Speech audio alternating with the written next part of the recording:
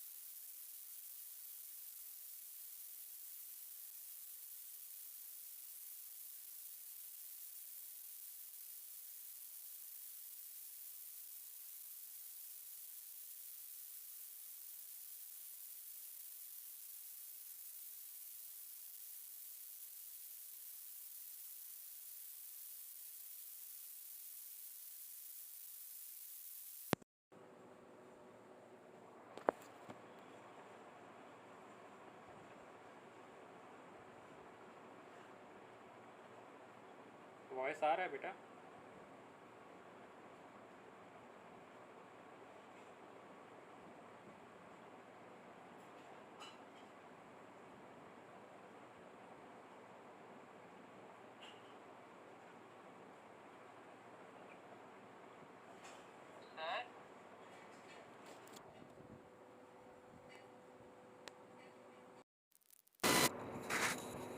Hello.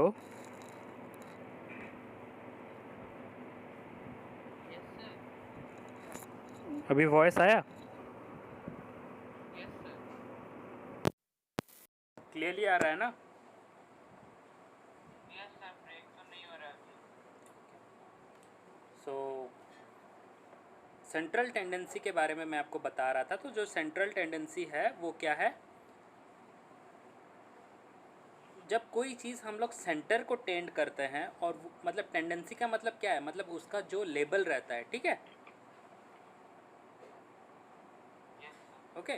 तो central tendency वही रहता है, जब हम लोग कोई चीज़ को सेंटर को टेंड करेंगे उससे हम लोग सेंट्रल टेंडेंसी बोलेंगे, ठीक है? तो ये सेंट्रल टेंडेंसी स्टैटिस्टिक्स में कैसे काम करता है वो चीज़ को एक बार हम लोग देखते हैं, ठीक है? अब ये सेंट्रल टेंडेंसी क्या है?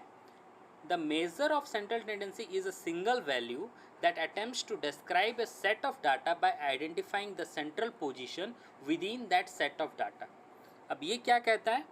जो सेंट्रल टेंडेंसी होता है वो एक तरीके का मेज़र होता है और वो हमेशा एक सिंगल वैल्यू रहता है जो कि एक ग्रुप ऑफ डाटा को उसके सेंट्रल पोजीशन में क्या होगा उसका वैल्यू, वो हमें वो जस्टिफाई करके बताता है। क्लियर है ये चीज़? यस। ओके, ठीक है। Yes sir. कोई डाउट है बेटा इसमें? सर, सेंट्रल टेंडेंसी मतलब अगर हमारे पास एक सेट ऑफ डाटा है, उसमें सेंट्रल वैल्यू जो होगा उसका वो सेंट्रल टेंडेंसी है उसका। नहीं बेटा, सेंटर वैल्यू ऐसे मत समझो, ठीक है? मतलब पहले तो आपको ये पता चल गया कि हम जो भी कर रहे हैं एक ग्रुप ऑफ डाटा के लिए कर रहे हैं, ये क्लियर है? Yes sir. ठीक है। अब ये ग्रुप ऑफ डाटा में अगर मैं कोई चीज़ निकालता हूँ जो कि मुझे उस ग्रुप के बारे में बताता है, उसे मैं सेंट्रल टेंडेंसी कहता हूँ। सर मतलब कोई भी डाटा जो हमें उस ग्रुप के बारे में बताते हैं वो सेंट्रल टेंडेंसी सेंट्रल है। वो पर्टिकुलर एक वैल्यू, ठीक है? जैसे मान लो कि आपके क्लास में 4 ग्रुप है, ठीक है? A B C D, yes. ठीक है? और आपके जो ग्रुप है वो आपके परसेंटेज के हिसाब से डिवाइडेड है, यस सर। ठीक है? मान लो जो डी ग्रुप है वो 90% वाले हैं। Yes sir. अगर अभी मान लो कि मैंने बस कहा 90%, तो मैंने क्या कहा? बस एक वैल्यू कहा। Yes sir. अब वो वैल्यू किस चीज़ को इंडिकेट कर रहा है? ग्रुप डी को। अब समझ में आ गया आपको? इस चीज़ को कहते हैं यस सेंट्रल सर। टेंडेंसी, ठीक है? सेंट्रल टेंडेंसी का मतलब है कोई एक वैल्यू जो कि एक पर्टिकुलर ग्रुप को इंडिकेट कर देगा कि हाँ ये एक ये उस ग्रुप का हिस्सा है तो उसे हम लोग सेंट्रल टेंडेंसी बोलेंगे। Yes, sir. ठीक है, अब ये थोड़ा दिमाग में खटता है कि इसको सेंट्रल पोजीशन क्यों बोला जाता है। देखो बेटा, जब भी आप मतलब ग्रुप में हो, आपके ग्रुप में कोई तो एक ऐसा बंदा होगा जो कि आपके ग्रुप को हाईलाइट करता होगा, हाँ या नहीं? Yes, sir. बिल्कुल, सेंट्रल टेंडेंसी का काम भी वही है। सेंट्रल टेंडेंसी एक ऐसा वैल्यू है जो कि मतलब कंप्लीटली ग्रुप के हर एक मेंबर के पास वही वैल्यू होगा। Yes, sir. जैसे कि मैंने कहा 90% वाला ग्रुप आपका है, इसका मतलब आपके ग्रुप में जो भी बच्चे होंगे वो 90, 91, 93 ऐसे परसेंटेज वाले होंगे। Yes, sir. हाँ, तो अगर मैं आपको बोल दूं कि ये 90% परसेंटेज वाला ग्रुप है, इसका मतलब क्या है? कोई 91 में भी हो सकता है, कोई 92 में भी हो सकता है। जो मैंने 90 कहा वो क्या है? वो एक जनरल टेंडेंसी है उस ग्रुप का, वो एक सेंट्रल वैल्यू है। क्लियर है बेटा? Yes, sir. अब इसका डेफिनेशन समझ में आया? Yes, sir. अब इस सेंट्रल टेंडेंसी के अंदर में 3 चीज़ आते हैं। सबसे पहला चीज़ है मीन, फिर है मीडियन, फिर है मोड। क्लियर है? Yes, sir. ओके, ठीक है। एक बार चलो देखते हैं कि ये मीन, मीडियन, मोड क्या है बोल के, ठीक है?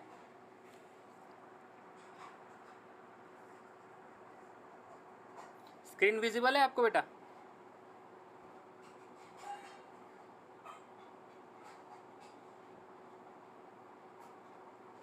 स्क्रीन विजिबल है?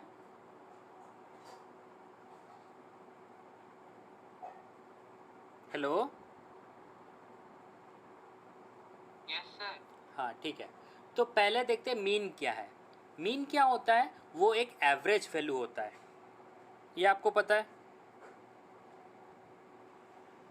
Yes, sir. हाँ, मतलब जनरल मैथमेटिक्स लैंग्वेज में अगर मैं आपसे पूछूं कि मीन क्या है, तो आप ये बोल सकते हो, अगर मेरे पास पूरे क्लास का मार्क्स है और उसके साथ अगर मैं पूरे क्लास के जितने स्टूडेंट हैं उनको मैं डिवाइड कर दूं तो वो मेरे लिए मीन बन जाता है, राइट? Yes, sir. ओके, आपको समेशन का मतलब पता है? जो आपको स्क्रीन में एक सिंबल दिख रहा है, तो वो मार्क पता है. हाँ, समेशन का मतलब है एडिशन। Yes.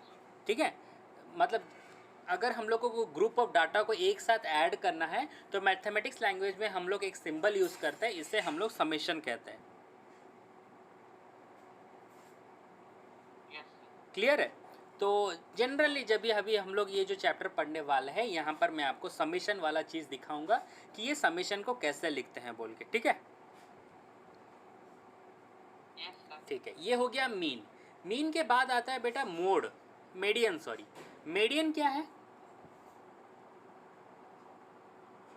सर वो जो ऑर्गेनाइज्ड डाटा का सेंटर मिडिल वाला वैल्यू. हाँ, जब किसी चीज़ को हम लोग ऑर्गेनाइज्ड वे में लिख देंगे और उसका जो मिडिल वैल्यू रहेगा उसे हम लोग मीडियन बोलेंगे, ठीक है?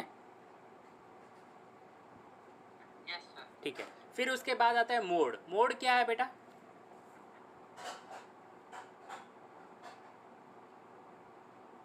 तो क्लियर नहीं हुआ सर क्वेश्चन. बेटा मोड क्या है? मोड, MODE, मोड क्या है?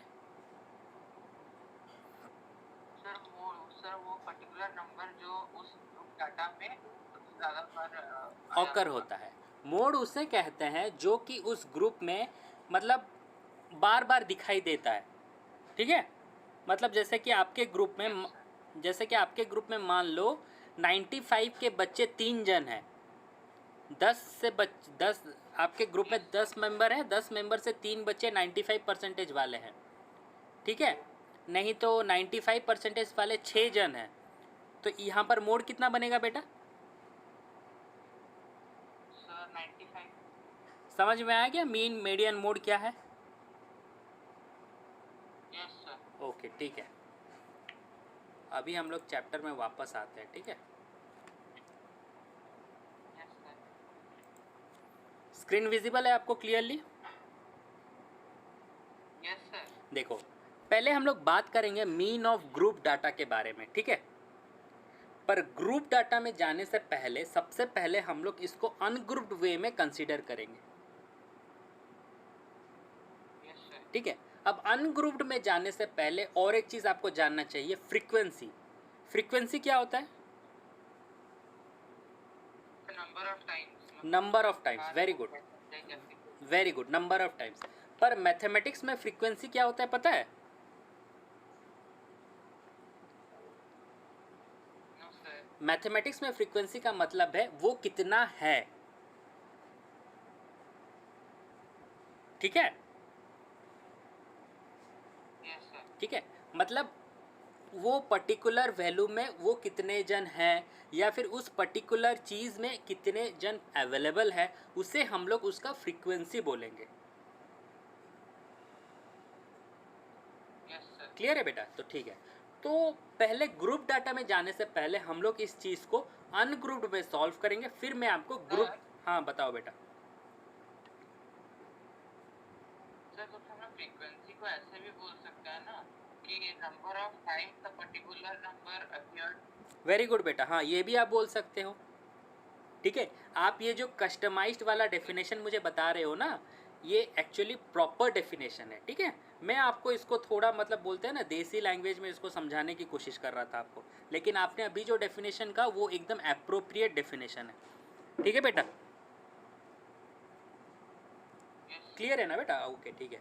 अब देखो, जैसे कि आपको स्क्रीन में शो कर रहा होगा, अगर मान लो कि मेरे पास जो ऑब्जर्वेशन है वो x1 x2 x3 up to xn तक है, ठीक है, यस सर, और मेरे उसके जो फ्रीक्वेंसीज करेस्पॉन्डिंग फ्रीक्वेंसीज क्या है, f1 f2 fn तक है, ठीक है। यस सर, इसका मतलब क्या हो गया, देखो कि जैसे मैं आपको बता रहा हूँ, ठीक है। आपका ग्रुप है 10 मेंबर का, यस, ठीक है। x1 आपके एक ग्रुप मेंबर का नाम है, x2 आपके ग्रुप मेंबर का नाम है, ऐसे xn तक आपके 10 मेंबर के 10 नाम है। क्लियर है?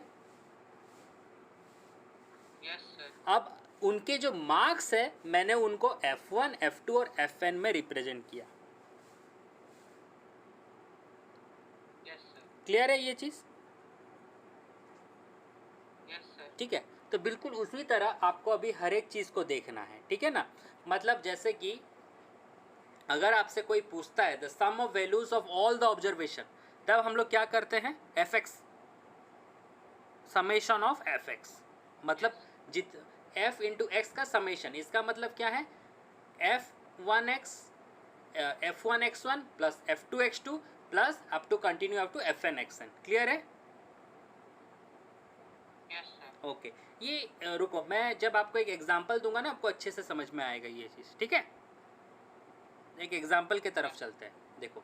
अच्छा, ये उसका जनरल फॉर्मूला है, दिख रहा है, एक्स बार का मतलब है जो मीन हम लोग निकालते हैं, यस सर, ओके। सम, इसमें देखो summation i equal to 1 to n, इसका मतलब क्या है, f का जो वैल्यू है वो 1 से लेकर 9 तक जा सकता है। अगर मान लो कि मेरे पास f 4 है तो मैं यहाँ पर कितना लिखूंगा, i equal to 1 to n के जगह मैं कितना लिखूंगा, 4। Very good. तो इसका मतलब ये कितना आएगा, यहाँ पर भी f1 x1 plus f2 x2 plus f3 x3 plus f4 x4। Clear है ये चीज़? यस, समेशन का मतलब समझ में आ गया? यस सर, ओके, एक प्रॉब्लम देखते हैं। देखो बेटा, ये एक क्लास का मार्क्स, मतलब जो मार्क्स डिस्ट्रीब्यूशन को मैंने यहाँ पर रिप्रेजेंट किया है, दिख रहा है आपको? यस सर, ओके ठीक है। जो 10 नंबर सिर्फ एक बच्चा ने रखा है, यस सर, अब 20 जो है वो सिर्फ एक ने रखा है, वैसे 36 3 ने रखा है, 40 4 ने रखा है, 50 3 ने रखा है। तो ये मार्क्स डिस्ट्रीब्यूशन आपको पता चल रहा है, यस सर, ठीक है। अब ये सारा अनग्रुप्ड डाटा है। ये अनग्रुप्ड क्यों है बेटा? यस, क्योंकि मैंने इंडिविजुअली सबको रखा है, यस सर, ठीक है। मैंने इंडिविजुअली सबको रखा है तो इसीलिए मेरे लिए ये अनग्रुप्ड बन गया। यस सर, और उस ग्रुप के अंदर में कितने जन हैं वो मेरे लिए क्या बन गए, फ्रीक्वेंसी बन गए। यस सर, जैसे कि 40 में मेरे 4 स्टूडेंट प्रेजेंट, तो इसका मतलब 4 मेरे लिए क्या है, उस ग्रुप के फ्रीक्वेंसी है। यस सर, क्लियर है ये चीज़। अब इस क्वेश्चन में उसने पूछा है फाइंड द मीन मार्क, बताओ कैसे निकालेंगे इसको। सर मीन मीन्स कैसे x बार इज इक्वल हाँ, एक्स बार, वेरी गुड। मीन का मतलब होता है एक्स बार। यस सर, चलो, इसको ज़्यादा कन्वीनियंट के लिए मैंने आपके लिए यहाँ पर कुछ ऐसा भी रखा है, देखो ये अभी थोड़ा अच्छे से दिख रहा होगा आपको। यस सर, ठीक है, आपको एग्ज़ाम में बिल्कुल ऐसे ही ड्रॉ करना है, ठीक है। जो मैंने आपको पहले वाला दिखाया, ये जो है ना बेटा, ये आपको क्वेश्चन पूछा जाएगा, ठीक है, पर एग्ज़ाम में आपको इसको इस वे में लिखना है, ठीक है। अब आप ये सोच रहे होंगे कि एफ आई एक्स आई का कॉलम क्यों लिखा है हमने, इसीलिए लिखा क्योंकि आपका जनरल फार्मूला क्या था, summation of i equal to n f i x i divided by x i, ऐसा कुछ था, यस सर, ठीक है। तो इसीलिए हम लोग राइट साइड में एफ आई एक्स आई का कॉलम भी पहले से बना लेते हैं, यस सर, ठीक है। आप देखते हैं इसको करते कैसे, देखो बेटा, मार्क्स ऑफ 10 पहले से दिया गया था, उसमें कितने स्टूडेंट हैं वो भी क्वेश्चन में आपको पहले से दिया गया था, राइट।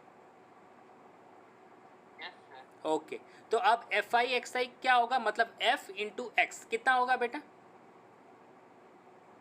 सर फर्स्ट का देखेंगे तो 1 into 10 10 हो जाएगा। वेरी गुड, ठीक है। वैसे मुझे फोर्थ का बताना कितना होगा, तो फोर्थ का होगा 4 into 40 is equal to 150। ठीक है। ये आपको समझ में आ गया एफ आई एक्स आई का कॉलम कैसे बनाया गया है। यस सर, ओके, अब जैसे कि आपको बस फॉर्मूला को ध्यान में रखना है, ठीक है। फॉर्मूला में जो चीज़ चाहिए मुझे वही सारे चीज़ टेबल में मेंशन करना है, यस सर, ठीक है। तो ये बताओ फॉर्मूला क्या था, मेरे को बताना, एक्स बार का फॉर्मूला क्या था। तो x bar is equal to summation I is equal to 1 to a phi xi हाँ, by summation from I is equals to 1 to n into fi। F I, ठीक है बेटा। अब देखो, आपको चाहिए एफ आई एक्स आई, आपने एफ आई एक्स आई का कॉलम निकाल दिया। अब अगर मैं उन टोटल कर दूँ तो मुझे क्या मिल जाएगा, summation of f i x i. Yes sir, तो देखो यहाँ पर मैंने लास्ट में summation of f i x i निकाला है, यस सर, ओके, ठीक है। बिल्कुल उसी तरह आपके फॉर्मूला में डिनोमिनेटर पार्ट क्या है, समेशन ऑफ एफ आई करके सिर्फ है, यस सर, तो ठीक है। तो उसमें से मेरे को समेशन ऑफ एफ आई भी मेरे को मिल गया इस कॉलम से, यस सर, ओके, ठीक है। अब आप फॉर्मूला में पुट करके बताना आंसर कितना आएगा। यस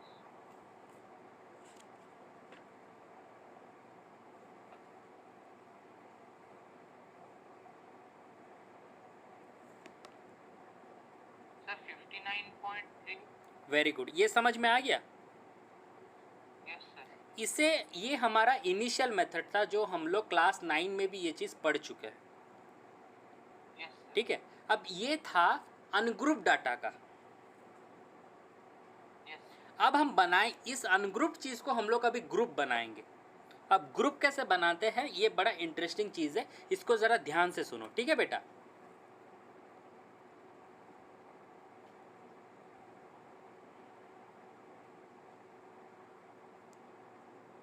क्लियर है बेटा, यस सर, ओके। अभी हम लोग ये देखते हैं कि इस अनग्रुप को ग्रुप कैसे बनाएंगे, ठीक है बेटा। देखो, आप अभी अगर यहाँ पर नोटिस करोगे, क्या कोई इक्वल डिस्ट्रीब्यूशन हुआ है इनके बीच में, देखो नो सर, नहीं हुआ है। पहले 10 फिर 20 फिर 36 आ गया, फिर 40 आ गया, ऐसा हुआ है ना। यस सर, पहले आपको क्या करना है, आप एक अपने हिसाब से एक डिफरेंस बना लो कि मेरा जो ग्रुप होगा वो 10 से 20 होगा या फिर 10 से 30 होगा। आप पहले ये सोचना है आपको, ठीक है। यस सर, अच्छा, ये भी जो आप सोचते हो ना, इसको आप मतलब ऐसे तैसे नहीं सोच सकते। उसको आप कैसे सोचोगे, जो आपका अनग्रुप डाटा है एक बार आपको उसको देखना पड़ेगा, ठीक है। अब जैसे कि आप अनग्रुप डाटा में देख रहे हो, कई कई जगह आपको वैल्यू मतलब मतलब जो 10th प्लेस है उसमें नहीं दिया गया है। क्या सब कुछ 10, 20, 30, 40 ऐसे में दिया गया है? No sir. नो, इसमें कुछ नंबर ऐसे हैं जो 36, 56, 72, 88 ऐसे हैं। यस तो इसीलिए हम अभी जो ग्रुप बनाएंगे उसका जो रहेगा ना बीच वाला, उसको हम लोग 15 वाला ग्रुप बनाते हैं, नहीं तो 25 वाला ग्रुप बनाते हैं। Yes sir. तो जो मान लो कि मैं 15 वाला पहले ग्रुप बनाता हूँ, ठीक है? यस तो पहला वाला ग्रुप मेरा क्या बनेगा? 10 to 25। Yes sir. ठीक है, मैंने 15-15 वाला ग्रुप बनाया है, ठीक है? तो आप मेरे को Yes. बताओ, अगर मेरा एक ग्रुप 10 to 25 हुआ तो दूसरा ग्रुप मेरा क्या होगा? Sir 25 to 40। 40। अब देखो बेटा, अब आप उसी तरह मतलब यहाँ पर कितना है? 95 तक है ना बेटा? Yes sir. तो आप उसी तरह मुझे ग्रुप बना के बताओ क्या क्या होगा, बोल के बताओ ज़रा। सर पहले होगा 10 to 50। 10 to 25 बेटा। Sorry sir. हाँ 10 to 25। हाँ तो उसके बाद होगा 25 to 40। हाँ, फिर सर फिर 40 to 55। Okay, very good. फिर 55 to 70। ठीक है, फिर बेटा तो 70 to 90। No sir 85। ओके, फिर उसके बाद बेटा सर 85 to 100। अब देखो, ये जो मार्क्स ऑब्टेन थे सब कुछ उस ग्रुप के अंदर आ गए या नहीं आए? Yes sir. इसे आप बोलोगे अनग्रुप्ड से ग्रुप्ड को लाना, ठीक है? तो क्या बोलेंगे? अनग्रुप्ड से ग्रुप्ड को लाना मतलब एक अनग्रुप्ड डाटा था, आपने उसको ग्रुप डाटा बनाया। Yes sir. अब बारी आता है कि इसका नंबर ऑफ स्टूडेंट्स लिखे, नहीं? सर हाँ बताओ बेटा। सर आप बोले कि 15 के ग्रुप में हम लोग करेंगे। हाँ। सर मैं 10 to 20, 20 to 30, 30 to 40 भी कर सकते हैं ना? बेटा कर सकते हो, वो भी सही है, लेकिन बेटा ये डिवीज़न करने से पहले आपको बस एक चीज़ ध्यान में रखना चाहिए, जैसे मैंने आपको अभी यहाँ पर कहा, क्योंकि आपके कुछ कुछ नंबर देखो, जैसे कि 36 है, 56 है, 72 है, ऐसे भी नंबर है, ठीक है? अगर आपका जो Yes, sir. अगर मान लो, कोई बात नहीं, आप 10-20 भी कर सकते हो, वो भी सही है, उसमें कोई गलती नहीं है, ठीक है ना? पर जब भी आप देखते हो कि आपके डिस्ट्रीब्यूशन में कुछ नंबर बीच वाले नंबर आ जाते हैं, तब कोशिश करो कि 10 के जगह में 15 लेके करने के लिए। Yes. आप 10 लोगे तो भी आंसर आएगा, पर हम लोग 15 क्यों लेते हैं मैं आपको ये बता देता हूँ। देखो बेटा, अगर अभी आप 10 लोगे तो आप मेरे को ये चीज़ बताओ, आप 10 से 21 लोगे? Yes, sir. 20 से 30 एक चीज़ लोगे? Yes, sir. तो आपका जो नंबर ऑफ, अभी देखो आपका जो नंबर ऑफ जो आएगा वो ज़्यादा होगा या नहीं होगा, बताओ? Yes, sir. जैसे कि 10 से 20 1, 20 से 30 2, 30 से 40 Sir, 3, करके 10 को आएगा तो 10 आएगा। पर अभी आपका कितना आया बेटा? तो 6. 6। इसीलिए ताकि हमारा जो कैलकुलेशन है वो मिनिमम बन जाए। Yes, sir. क्लियर है बेटा? ठीक है, तो अब जब ये मिल गया, अब हमें क्या लिखना है? इसके नंबर ऑफ स्टूडेंट्स लिखना है। Yes, sir. अब देखो, नंबर ऑफ स्टूडेंट्स के लिए एक सबसे इजी मेथड मैं आपको बताता हूँ, ठीक है? सबसे पहला है आपके पास 10 to 20, ठीक है? Yes, no, sir. 10 to 25. Sorry, हाँ बेटा, ठीक है, सॉरी बेटा, 10 to 25। तो आप क्या करोगे, Yes. 10 को देखना और 25 को देखना, ठीक है? अब इसके बाद पहले इसमें आप एक चीज़ जान लो, इसमें अपर लिमिट कौन सा है बेटा?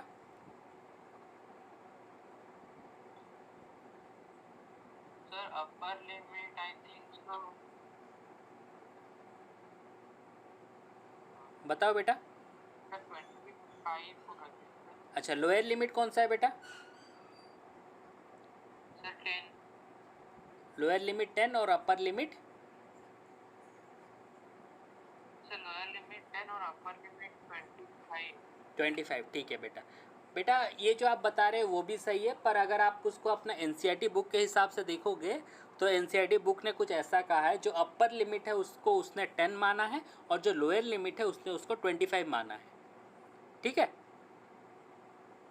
उसमें कंफ्यूज मत होना, मैं इसका भी आपको एक टेक्निक बता देता हूँ। देखो बेटा, जो आप पहले लिखते हो, जो आप एक मतलब कहते हैं ना, एक ग्रुप जब बनाते हो 10 to 25, तो 10 जो क्या होता है, वो पहला शुरू होता है। मैं एनसीईआरटी बुक के हिसाब से बता रहा हूँ, ठीक है। लेकिन आपने जो कहा वो भी सही है, क्योंकि जो बड़ा रहता है हम उसको अपर लिमिट मानेंगे, जो छोटा रहता है हम उसको लोअर लिमिट मानेंगे। चलो आपके हिसाब से ही रखते हैं हमारा चैप्टर, ठीक है, और कोई कन्फ्यूजन नहीं करेंगे इसमें। अपर लिमिट हमारे लिए है 25, लोअर लिमिट है हमारे लिए 10, ठीक है। ग्रुप कैसे बनाओगे, देखो बेटा, पहले तो आप ये देख, हाँ बताओ बेटा। सर हमारा फर्स्ट ग्रुप में जो अपर लिमिट है वो 25 है, तो लोअर लिमिट हो जा रहा है सर। हाँ, सेकंड में वो चेंज होगा। ये जो होता है अपर लिमिट लोअर लिमिट, ये सिर्फ एक ग्रुप का अलग रहता है, फिर आप जब सेकंड को आओगे तो वो फिर दोबारा चेंज हो जाएगा। समझ गए? ठीक है। अब देखो ग्रुप कैसे बनाते हैं। पहले आप देखना लोअर लिमिट को, आपका लोअर लिमिट कितना है? सर उसका 10 है सर। 10 है। अब जो पुराने वाला जो डाटा था उसमें देखो 10 में कितने नंबर ऑफ स्टूडेंट्स हैं?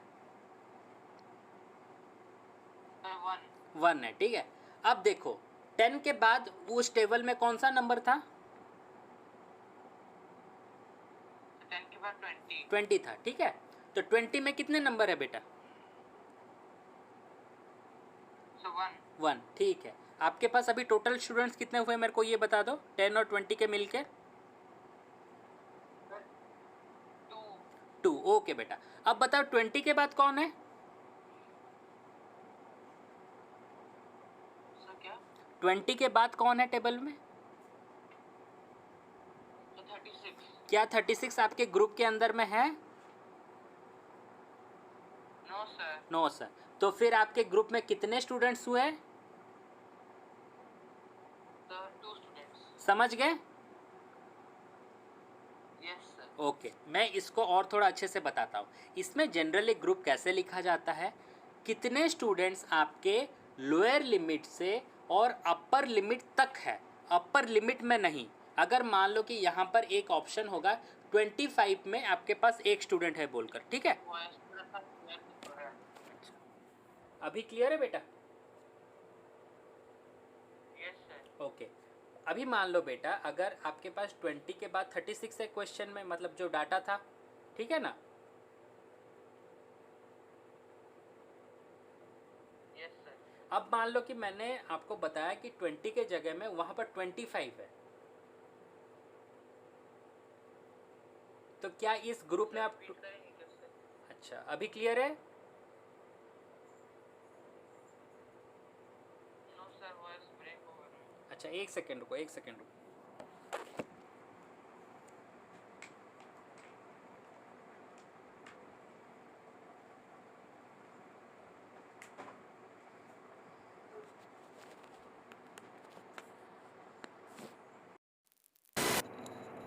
अभी वॉइस आ रहा है बेटा? Yes sir. ओके सुनो, अभी देखो मेरे को लग रहा है सर, मैं वीडियो भी ऑन करके रहना, इसके लिए शायद मेरा नेट ज़्यादा मतलब चल रहा है और आपका ऑडियो नहीं आ रहा है। पता नहीं बेटा क्या करो, अगर आप वीडियो ऑन नहीं करोगे तब भी मेरा रिकॉर्डिंग का कोई वैल्यू नहीं रहेगा, ठीक है। इसलिए मुझे आपका वीडियो भी ऑन रखना पड़ता है, ठीक है। चलो ठीक है, कोई बात नहीं, ये ख़त्म हो जाएगा अभी। सो आपको अगर मान लो कि 36 के जगह में मैंने आपको कहा कि 25 है, ठीक है। तो क्या 25 का, मान लो 25 को मैंने 3 दे दिया, ठीक है। तो क्या आपने जो ग्रुप बनाया है 10 to 25, उसके अंदर में वो 3 आएगा या नहीं आएगा, मेरे को ये बताओ।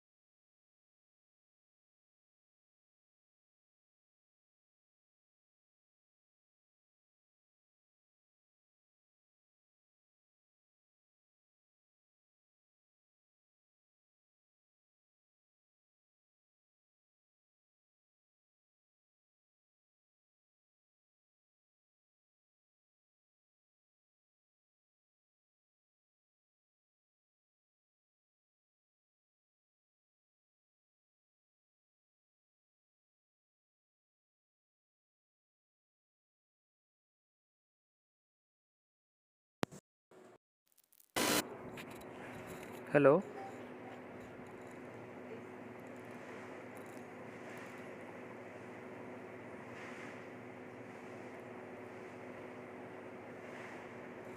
हाँ बट आवाज़ आ रहा है ना अभी? सर अभी आवाज़ आ रहा है क्लियरली? यस सर आ रहा है। ओके ठीक है। थोड़ा अपना ईयरपीस जो माइक है ना मुंह के पास रखना, तुम्हारा वॉइस थोड़ा लो आता है, ठीक है?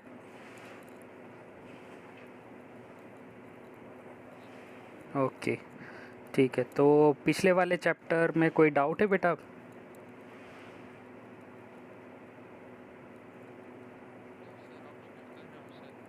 ओके, अगर कोई भी डाउट निकलता है तो पूछ लेना मुझसे, ठीक है? Yes sir. ओके। सो कल हम लोग बात किए थे नया चैप्टर शुरू करने के लिए, तो आज हम लोग स्टैटिस्टिक्स शुरू करने वाले हैं, ठीक है? ठीक है, चिल्लाओ नहीं ना यार कोई जी।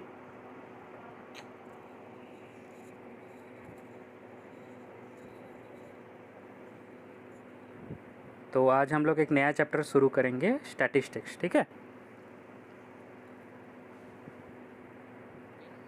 ओके। कुछ पता है स्टैटिस्टिक्स क्या है बोलकर? कोई आइडिया है आपको?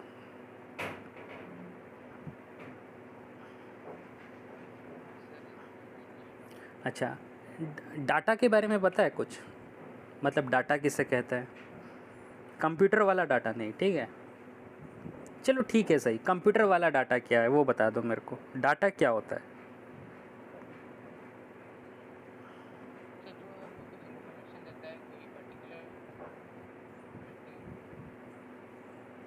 हाँ, कोई इन्फॉर्मेशन अगर हमें कहीं मिलता है तो उसे हम लोग डाटा कहते हैं, यही है ना बेटा? Yes sir. अच्छा, क्लास 9 में आपका चैप्टर एक था जिसमें आप मतलब ग्राफ वगैरह ड्रॉ कर रहे थे, राइट? हिस्टोग्राम, पाई ग्राफ, ऐसा कुछ आप ड्रॉ कर रहे थे।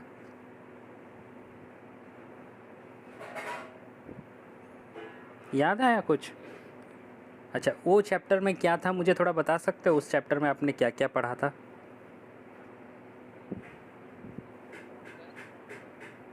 चलो ठीक है, मैं आपको थोड़ा सा याद दिला देता हूँ, ठीक है? उस चैप्टर में आपने मीन, मीडियन, मोड, ये सब टर्म के बारे में आपने पढ़ा था, राइट?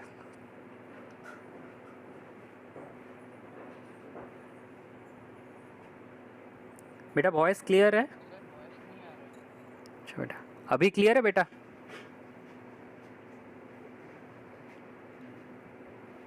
Yes sir. ओके। ठीक से सुनाई दे रहा है ना बेटा? यस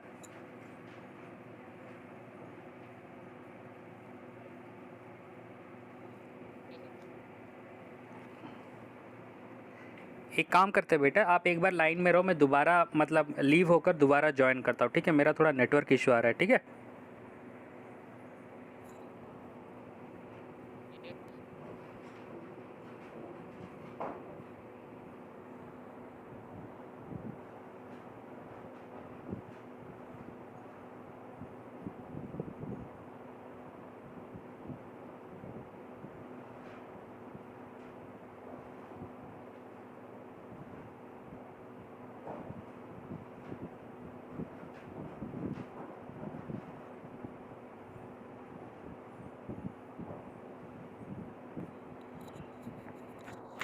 अभी क्लियर है बेटा? सर। ओके ठीक है। चलो, तो 9 क्लास में हमने जो चैप्टर देखा था उसमें क्या था? हमने मीन हो गया, मीडियन हो गया, मोड हो गया, और जो फ्रीक्वेंसी के जो ग्राफ होते हैं ये सब कुछ हम लोग क्लास 9 में किए थे, राइट? Yes sir. ओके ठीक है। मैं उसको थोड़ा आपको याद दिलाने की कोशिश करता हूँ, ठीक है? वहाँ पर हम लोग को डाटा दिया जाता था और उस डाटा से हम लोग कुछ ग्राफ ड्रॉ करते थे, कुछ ऐसा ही था ना? Yes sir. ठीक है। ये अभी स्टैटिस्टिक्स क्या है पता है? स्टैटिस्टिक्स एक is a collection of data,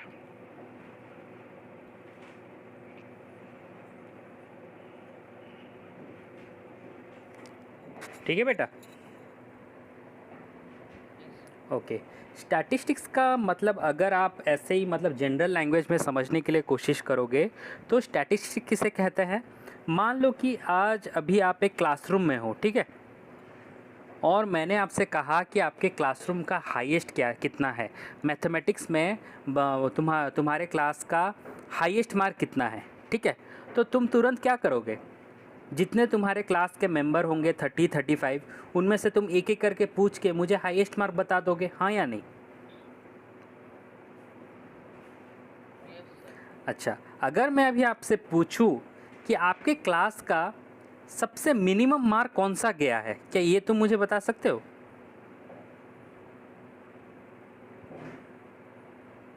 yes sir. कैसे बताओगे। सर वो हमारे पास डाटा होगा, हाँ, उससे अगर हमारा हाईएस्ट वैल्यू निकाल पाए तो उसका मिनिमम वैल्यू भी निकाल सकते अच्छा ठीक है।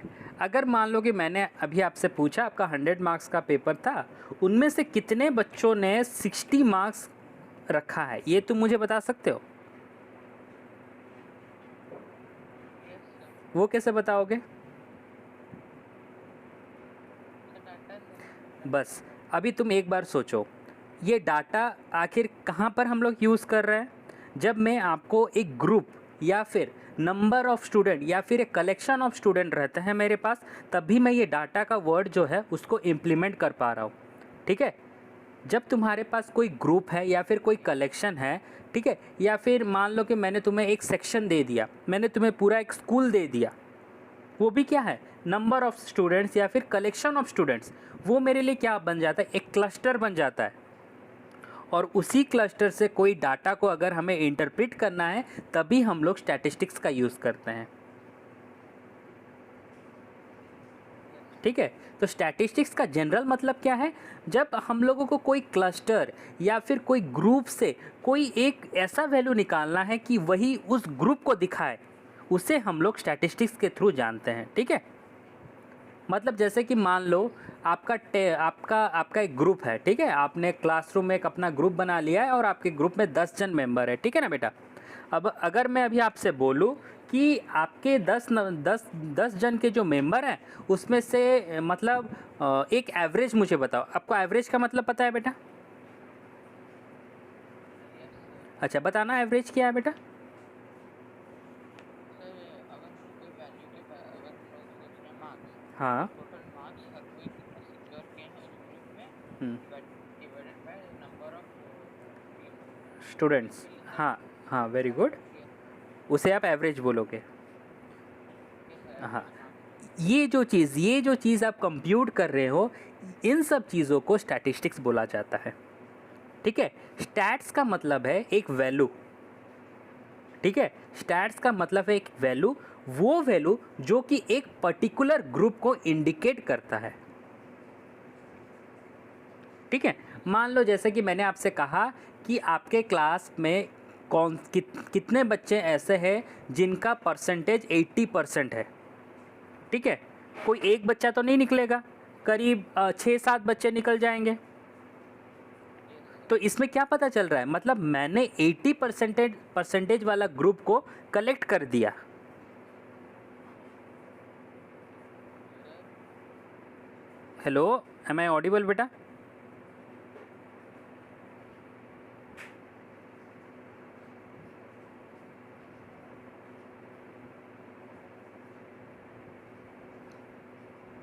हेलो,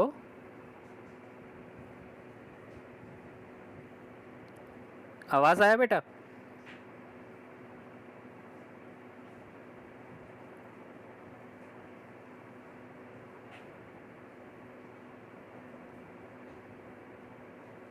हेलो,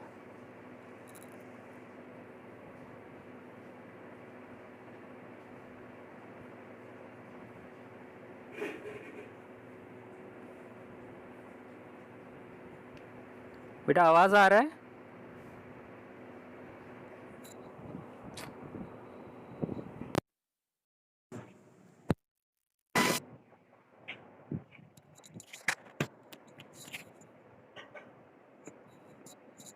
हेलो,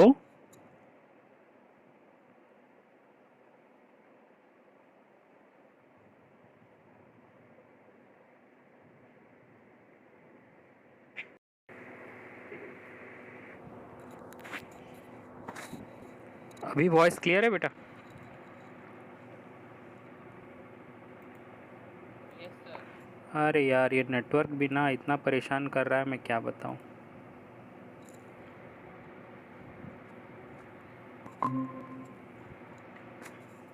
चलो ठीक है। तो मैंने क्या कहा आपसे, अगर कोई एक वैल्यू मुझे एक ग्रुप को रिप्रेजेंट करवा रहा है, मतलब वो बता रहा है कि ये वैल्यू इस ग्रुप को इंडिकेट करता है, उसको मैं स्टैटिस्टिक्स के रूप में जानता हूँ, ठीक है। Yes sir. तो स्टैटिस्टिक्स का मतलब समझ में आ गया?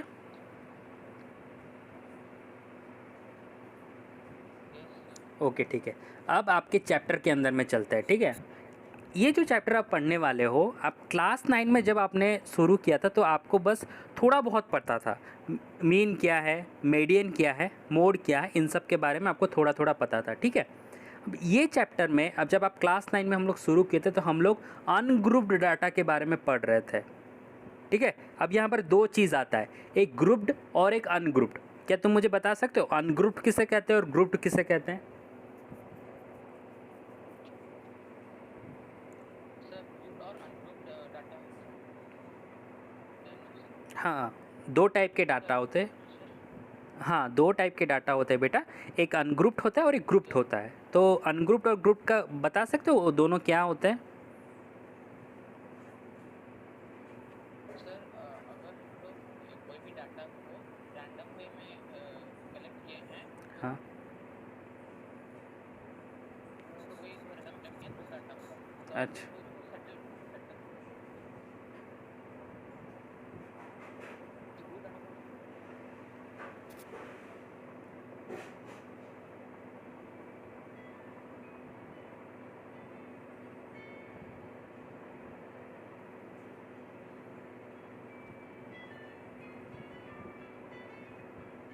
हेलो।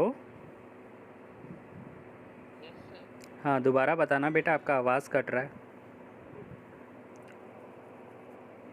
सर अनग्रुप डाटा मतलब अगर कोई भी डाटा को हम लोग एक रैंडम वे से कलेक्ट किए हैं तो वो अनग्रुप डाटा होगा। ओके सर और ग्रुप डाटा को सर डिफाइन नहीं कर पा रहा हूँ। अच्छा ठीक है, मैं आपका इस चीज़ को थोड़ा मोल्ड अप कर देता हूँ। इस चैप्टर में आपका ये चीज़ अच्छे से मोल्ड अप हो जाएगा, ठीक है बेटा, ठीक है।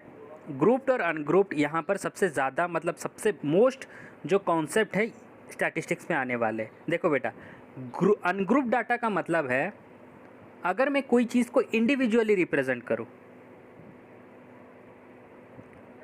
ठीक है। सर इंडिविजुअली मतलब मान लो कि जैसे आपका एक ग्रुप है, ग्रुप ए, ग्रुप ए में 10 मेंबर हैं,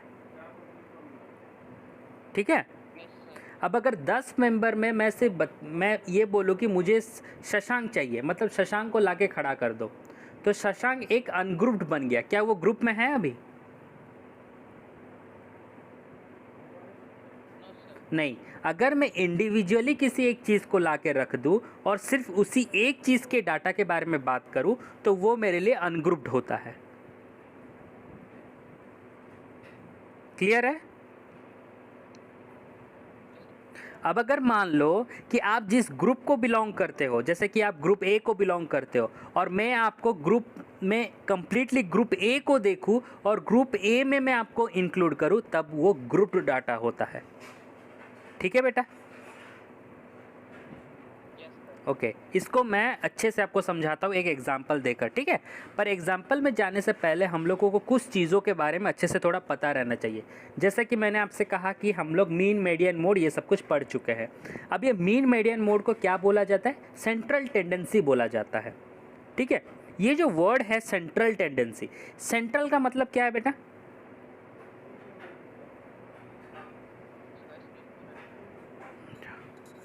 अभी क्लियर है बेटा?